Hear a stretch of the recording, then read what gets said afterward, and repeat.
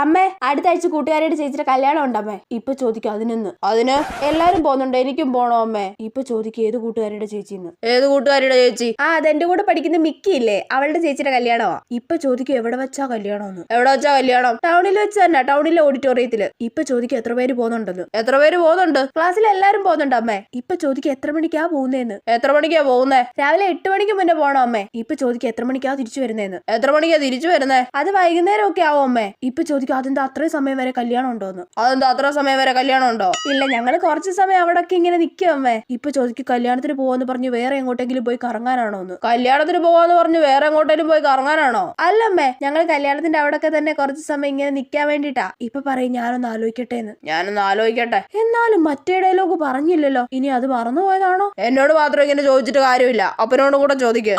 ഇപ്പൊ കംപ്ലീറ്റ് ആയി. ഈ ഡയലോഗ് കേൾക്കാഞ്ഞിട്ട് ഞാൻ ആകെ ടെൻഷൻ അടിച്ചു പോയി.